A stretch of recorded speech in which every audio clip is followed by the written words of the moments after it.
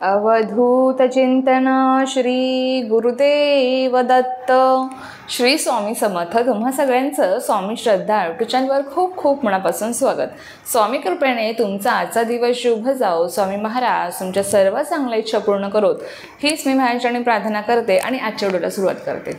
आजच्या व्हिडिओमध्ये आपण बघणार आहोत की बघा, आपल्या घरामध्ये देवी देवतांचा वास आहे हे कसं ओळखावं, कोणते संकेत आहेत.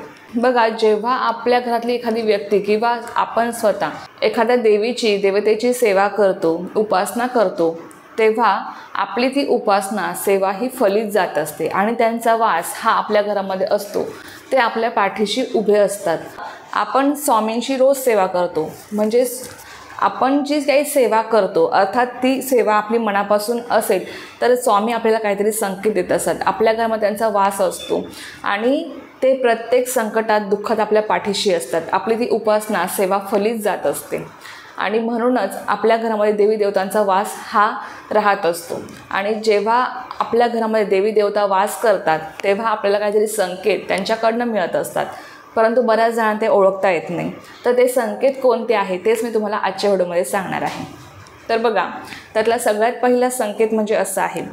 बघा, आपण जेव्हा सेवा करतो ना, आता तुम्ही जर स्वतः सेवा करत असाल स्वामींची किंवा कोणत्याही देवी देवतेची, तर बघा बऱ्याच वेळेस असं होतं जेव्हा आपण आपल्या घरातली एखादी व्यक्ती खूप सेवा करते, उपासना करते, तिच्या बाबतीत नेहमी असं घडतं की जे काही घटना होणार आहेत ना त्याची चाहूल तिला आधीच लागायला लागते. म्हणजे तिला आधीच त्या घटनांबाबत काहीतरी चाहूल लागते, भास होतो आणि सेम तशीच घटना 8 ते 10 दिवसानंतर घडत असते.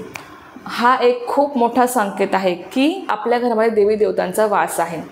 आणि लक्षात घ्या, असं बऱ्याच जणांच्या बाबतीत घडतं जे रोज सेवा करतात ना एखाद्या देवी देवतेची किंवा तुम्ही स्वामींची सेवा करत असाल तर तुमच्या बाबतीत असं घडत असेल. बघा, माझ्याही बाबतीत असं बऱ्याच वेळेस घडतं की आपल्याला त्या संकटाची, वाईट गोष्ट असो किंवा चांगली गोष्ट असो, त्याची चाहूल आपल्याला आधीच लागते. आपल्याला आधीच त्या गोष्टी दिसतात आणि बरोबर तशाच गोष्टी सेम 8 ते 10 दिवसानंतर किंवा पुढच्या येणाऱ्या काळामध्ये त्या घडत असतात.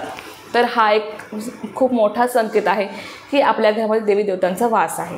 आणि त्यानंतरचा दुसरा संकेत आहे तो म्हणजे असं बघा की आपल्या घरातलं वातावरण आपल्याला खूप फ्रेश वाटतं, प्रसन्न वाटतं, सकारात्मक ऊर्जा आपल्या घरामध्ये आहे असं आपल्याला जाणवतं. तेव्हा समजून जायचं की देवी देवतांचा वास आपल्या घरामध्ये आहे. कारण की बघा, जिथे नकारात्मक ऊर्जा असते ना त्या घरामध्ये आपल्याला जावंसुद्धा वाटत नाही.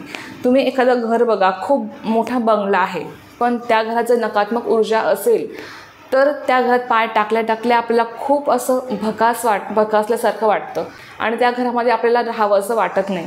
पण एखादं छोटंसं घर असेल पण त्या घरामध्ये तुम्ही बघा गेल्या गेल्या तुम्हाला खूप प्रसन्न वाटतं, खूप पॉझिटिव्ह वाटतं, एक वेगळा सुवास, सुगंध तिथे येत असतो.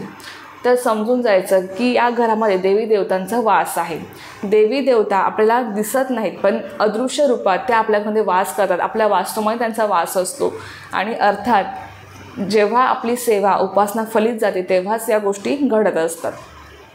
तर हा होता दुसरा संकेत. तिसरा संकेत म्हणजे असा आहे. बघा, बऱ्याच जणांना ना ब्रह्ममुहूर्तावर जाग येते. आता ब्रह्ममुहूर्त म्हणजे कोणता? 3 ते 5च्या दरम्यान ब्रह्ममुहूर्तावर जाग येतेच आणि एक विशिष्ट अशी कंपनी त्यांच्या शरीरामध्ये त्यांना जाणवतात. जसं की थरथर होतं बघा त्यांचं शरीर, असं थोडंसं थरथरपणा त्यांना जाणवतो आपल्या शरीरामध्ये, एक विशिष्ट कंपनी त्यांना जाणवतात.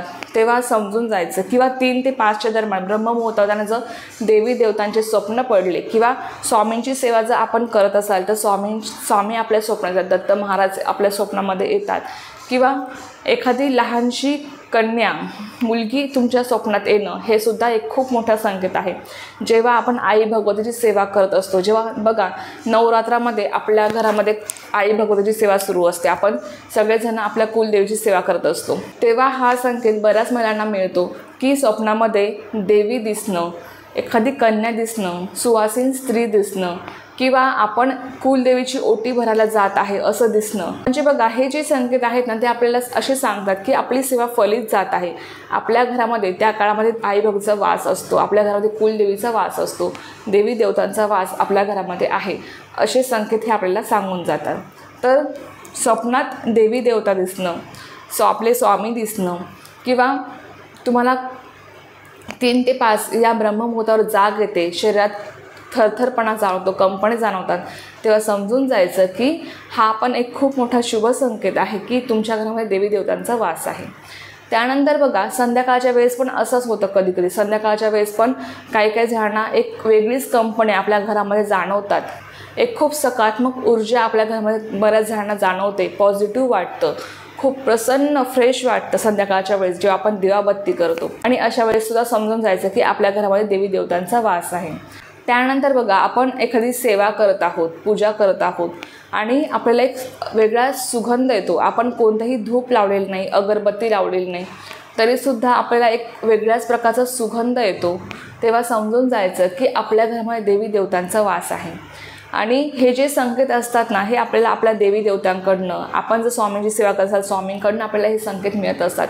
पण हे संकेत आपल्याला ओळखता येणं पण तितकंच महत्त्वाचं आहे. मी तुम्हाला हा संकेत पण बऱ्याच वेळेस सांगितलेला आहे की आपण जेव्हा एखादी रोजची नित्यसेवा स्वामींची करत असाल तर स्वामींच्या बाबतीत किंवा कुलदेवीची तुम्ही सेवा करत असाल तर कुलदेवीला तुम्ही जर फूल अर्पण केलेलं असेल कुलदेवीच्या फोटोला किंवा स्वामींच्या फोटोला आणि आपली सेवा सुरू असतानाच ते फूल खाली पडणं हा सुद्धा एक खूप मोठा शुभ संकेत असतो की आपली सेवा फलित जात आहे आणि आपल्या घरामध्ये त्यांचा वास आहे. बघा आपल्या घरामध्ये जर त्यांचा वास असेल ना, त्या घरातलं वातावरण हे खूप प्रसन्न असतं, आपली प्रगती होत असते, आपल्याला कोणत्याही संकटाची किंवा चांगल्या गोष्टी चावल ही आधीच लागत असते. आणि कोणीही आपल्या घरामध्ये जर आलं तर त्यांनासुद्धा आपल्या घरामध्ये आल्यावर खूप प्रसन्न वाटतं, त्यांना आपल्या घरामध्ये राहावंसं वाटतं, एक सकारात्मक ऊर्जा त्यांना आपल्या घरामध्ये जाणवते आणि आपल्या घरामध्ये अखंड लक्ष्मी वास करत असते. जेव्हा देवी देवतांचा वास आपल्या घरामध्ये असतो आणि आपली सेवा फलित जात असते. त्यानंतर बघा एखादं घर बघा तुम्ही खूप गोकुळासारखं असतं, म्हणजे प्रत्येक घरामध्ये भांडणे तर होतातच, असं कोणतंही घर नाही की ज्या घरामध्ये भांडणेच होत नाही.